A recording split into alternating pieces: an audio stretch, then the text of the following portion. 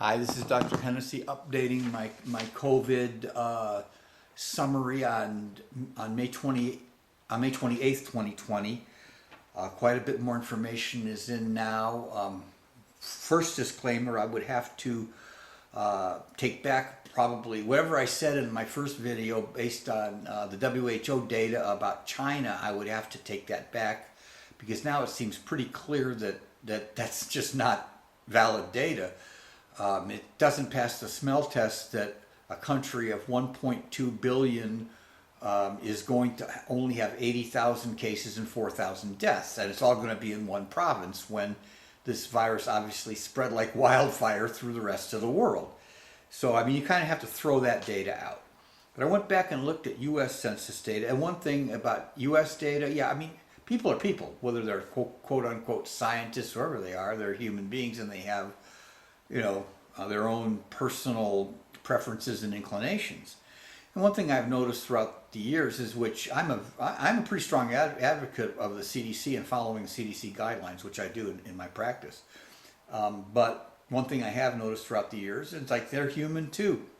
It's in their best interest to have the greater number of influenza. That's the one thing that I've noticed. And during influenza season, yeah, it's all influenza deaths, because anybody who dies of pneumonia in influenza season, that's an influenza death to the CDC, which is human nature. I mean, the more influenza deaths they have, the more their power and influence and ability to essentially frighten people into getting influenza vaccines, which is that's what they want. That's what they want people to do. So they'll use data to try to force people to do what they think is best for them, which is, it's not completely a bad motive or anything. I don't think it's a great exaggeration, but that's pretty much what they do. At any rate, I looked at census data, which again can't be perfect, but I looked at the 2010 census data and 2018 census U.S. Census data projections. So maybe it's not that hard data, but this is from the U.S. Census Bureau numbers. So in 2010, we had approximately 17 million people aged 60 to 64. And in 2018, we had 6,169,000 people aged 80 to 84. So what that essentially means, I mean, obviously people are moving in, moving out, plus or minus this or that, but approximately 10,845,000 people died between 60 and 84 years old in those 8 years. So what that means is that there were 1,356,000 deaths a year, which translates to 3,700 deaths a day in the U.S. in that age group. Okay? So now, as of today, on May 28th, the CDC is publishing that there's been 99,000 COVID deaths and cases starting approximately 3/15/20 to 5/26/20 of approximately a 71-day period. Between ages of 65 to 74, there was 14,000 deaths. Between 75 and 84, about approximately 19,000 deaths. So 33,000 deaths, which is 466 additional deaths a day, on a baseline of 3,700 a day. So that's a fairly significant increase. And the CDC also has an excess death table, which essentially shows that according to them, between March 28th and May 9th, there was an excess of 74,284 deaths over what you would have expected. And that's all age groups. And that's not insignificant. You look at the graph, and yeah, I mean, there's a significant little blip there in increase in deaths. So obviously, COVID-19 was a plague that came through and killed quite a few people. Well, the question is really, how we handled it. Was that really the smartest way? And I mean, I look at the numbers. Usually, I use Wikipedia and some other sources to look at the numbers throughout the world, figuring plus or minus is probably pretty close number-wise. And yeah, what it looks like to me is that this virus came through here pretty much like it wanted to I don't think we touched it. Yeah, I mean, it got wet where it was going, and and did what it was going to do. And it has a very natural curve. So it doesn't look like anything really was in the way of it to me. It doesn't look like anything was flattened. It looks like a very natural disease curve, very similar to seasonal flu in the peak of it and how it came through. And of course, you look at the various places that didn't lock down versus the places that locked down, and you don't really see any difference. No significant difference. I mean, you don't need to be an IBM supercomputer to crunch the numbers. You just look at the numbers and realize, no, this isn't significantly different.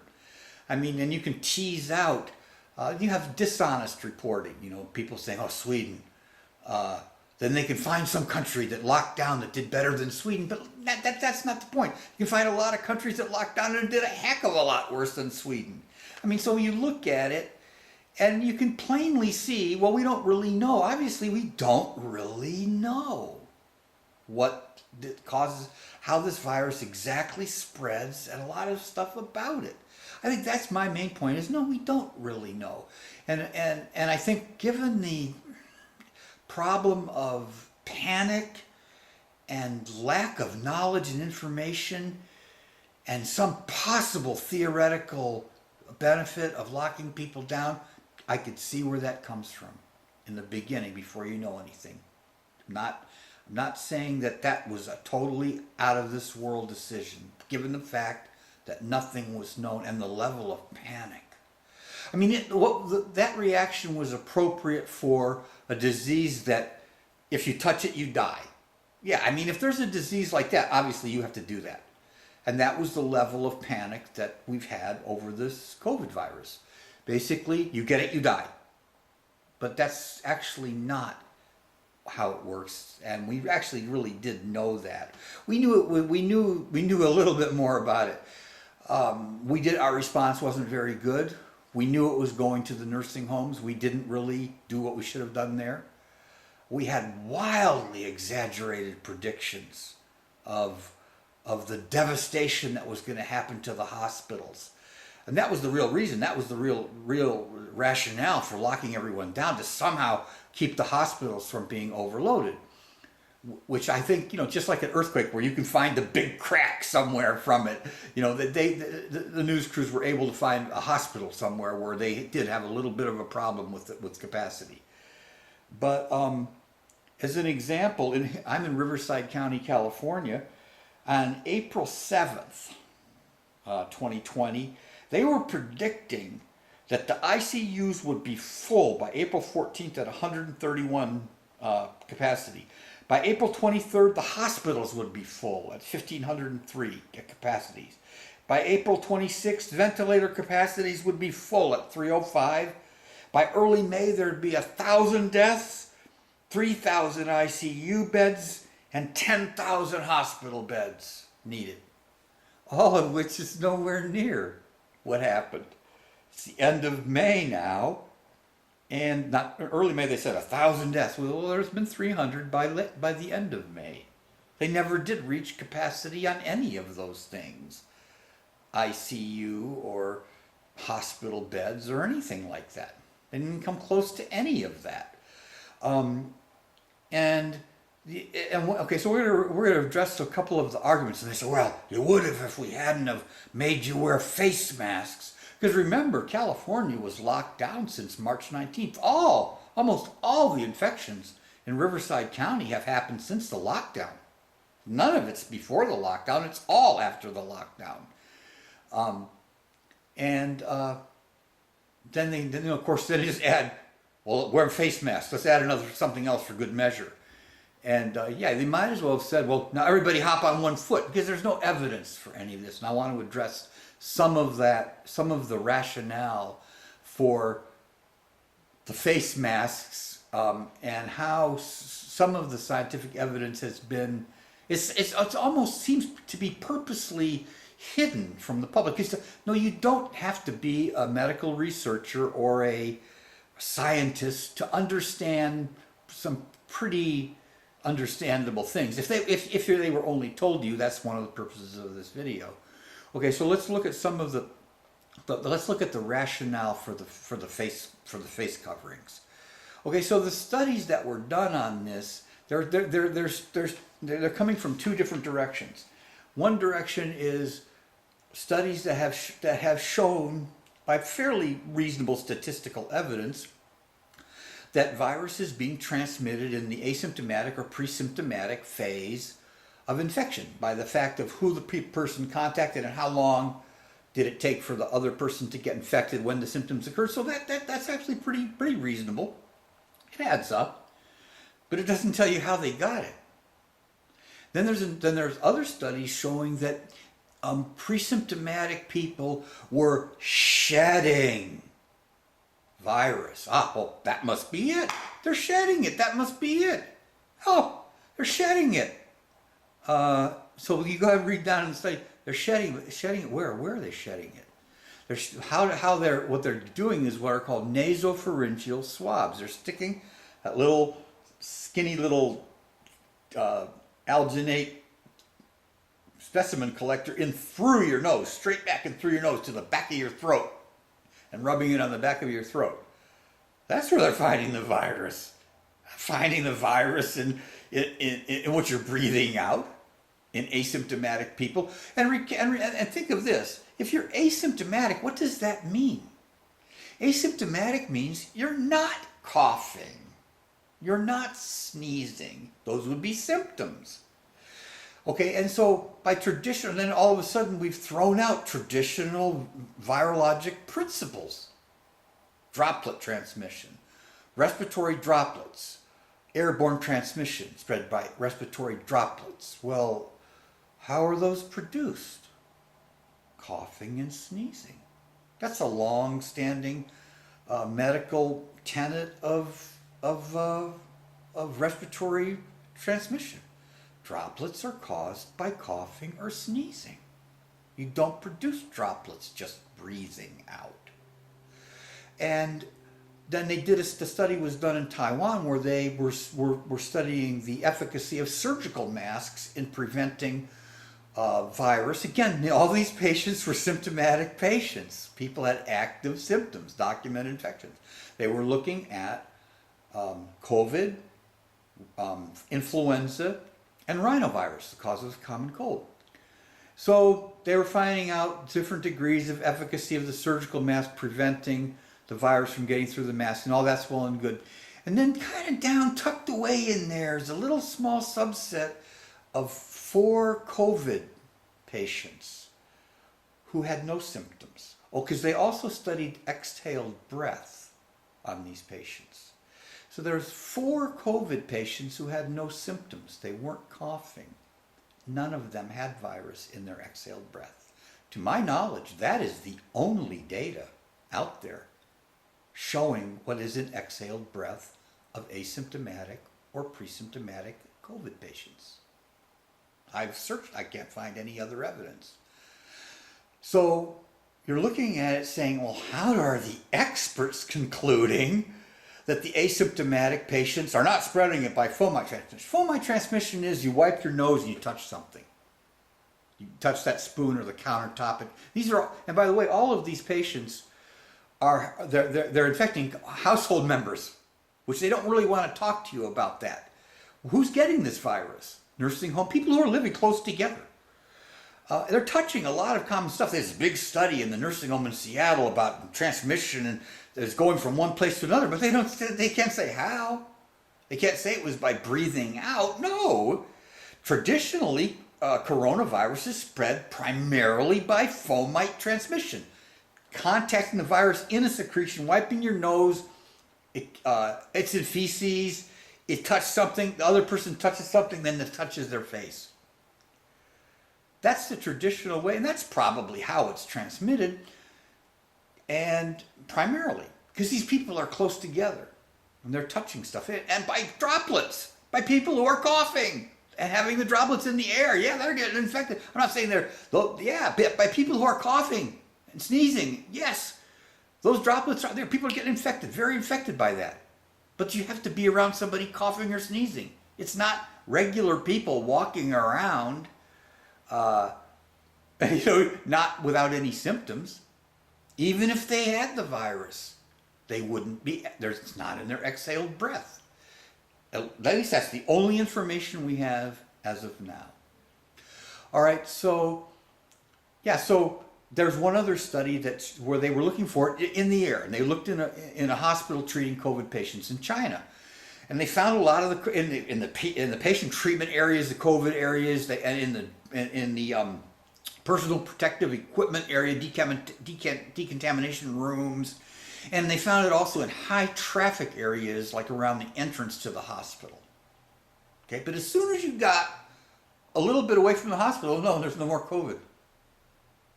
So wherever anybody got the idea that just being outside in the open has any risk for COVID, I mean, you might as well go out and shoot yourself in the head. Because that's anywhere, I mean, and you could wear all the face masks you want, because coronaviruses can infect you through your eyes just as well as your nose. You're not covering your eyes unless you're walking around with your eyes closed in your face mask. That'd be high risk of bumping into things and getting run over by cars because you can't see where you're going. I mean, that's insane. You know, so who are these people saying, don't go to the beach? It couldn't be a safer place in the world from coronavirus. The only thing that makes me wonder about it is you got all these laws. I mean, you know, when I was a youngster, long time ago, I smoked some marijuana. One thing I can remember now looking back is, yeah, it kind of disconnects you from reality, and you can get a little paranoid at times. I'm looking at some of these governors' decisions, you know, and all this stuff about, oh, marijuana's legal, there's no adverse effects. I don't know. Looks like some of these leaders might be high because their decisions are disconnected from reality and paranoid. So I don't know. I'm in California. Here in California, I mean, sometimes you do wonder. Some of the decisions that come out of Sacramento, it kind of looks like that place might be covered in a thick cloud of marijuana smoke by some of the decisions, right? I mean, so they're gonna tell you that intentionally infecting someone with a truly deadly virus, HIV, it's not a felony. That's a misdemeanor. They reduced that. You wonder, well, what are they smoking? These are the people that are going to tell you they're going to protect. You can't go to the beach. So you have to wonder about that. So at any rate, yeah, there's no safer place to be in the world than outside. This stuff's not floating around in the air. You wonder, well, it's floating around in the air. Where are the scientists? Have they been out there with little vials collecting air samples at random? Gee, where was that study done? I haven't seen that. The study finding the COVID virus swirling around at your local park. Who? I'm sure it's out there. I must have missed it. Yeah, so, I mean, people with common sense, just a little bit of common sense, can see through this and realize, you know, this is insane. Common sense tells you there's no safer place to be than outside. And then you have to wonder, well, who are these people? Who are these people trying to push this lockdown thing? Yeah, because I mean, I could understand an initial response like that when you don't know anything and you really don't. I mean, that's erring on the side of caution. But then when the information and evidence starts coming in, no, you need to back off that. Why? Because you got 40 million people out of work. You know, that's a lot. So far we've had 466 excess deaths a day in the age group of 65 to 85. You know? I mean, that's not nothing. And that's in the whole U.S. I mean, that's not nothing. That's almost 10 a state. 10 people a state extra dying a day for 50 states.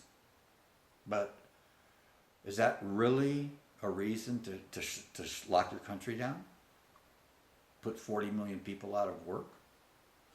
Normally in medicine, you can't release a drug unless you've proven that the benefits outweigh the risks. You know? So that's the other point that needs to be made, is that, you know, this idea that these executives of various kinds, whether it be a governor or a county health officer, can have the authority that just based purely on their opinion that there's a health emergency and that they're locking the whole state or county or wherever down and going to tell you have to cover your face and do this or that, essentially taking away your freedom. In the United States, we're supposed to have constitutional rights. What I would say is, obviously, since this never happened before like this, yeah, you could say, okay, you get a pass on it this time because nobody knows anything. But in the future, really, laws need to be passed where they have to go to some kind of a court and show the evidence. Why? Number one, why is the danger? Document why. Not just you're worried or you're scared. You're afraid. You're just, I'm afraid. That's why I'm afraid. We're afraid. No, you would need to have some kind of solid evidence, statistical evidence, numbers showing what the danger is and what you're proposing, and proof that it would stop it or change it. Not a theory, not an expert opinion, not a model based on someone's opinion, something real. Okay? And if, for instance, if that court granted that order, it should only be for a week at a time. It could never be a month at a time.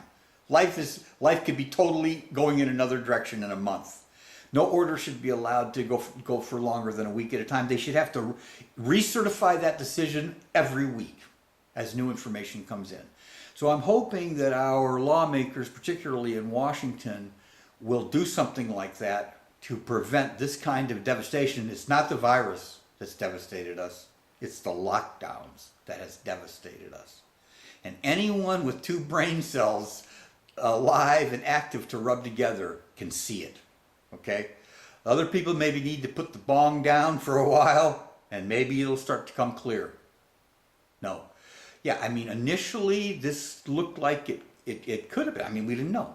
But this response should be, this kind of response should be reserved for something that is provable to be, you touch it, you die. Okay? That's a valid response for that. Other than that, no. People need to be free to make their own decisions. You're afraid? Stay at home. I mean, people need to be free. There could be laws passed for those who are afraid, the protection from being fired, from being afraid. If there's a reasonable expert opinion that they have a reason to be afraid, go ahead, stay at home. But leave the rest of the people who aren't afraid to go on with their lives. I mean, that would be my suggestion. Okay, so I'm sure I'm leaving a lot of stuff out. And that's the other thing. I had cited Australia, which did such a wonderful job of keeping the virus in the bottle in Australia. I mean, they did. They essentially kept it in the bottle. Now, here's a problem with that. How do you reopen now? In Australia, it's a headline if one person dies of COVID. One person dies of COVID in the whole country. That's a headline. And I'm looking at it going, wow, I have to move to Australia, where it's a headline if a person dies. Wow, who knew? A country where no one ever dies. I have to get there. You know? I mean, but it just shows you how it can totally skew and twist around everything. You know? When all of a sudden one person dying can turn a country upside down. That's called insanity. So Australia did great in keeping it in the bottle, but where they failed to parlay that success into less damage of their economy by opening up quicker, which they should have done. Because it almost became like a religion there, that we can't have a case of coronavirus. We can't have any COVID death, you know. But you need to weigh the benefits and the risk. Moderation is generally a good rule to follow, and extreme measures should be reserved for truly extreme things. And I guess that's it for now. Let's get this going.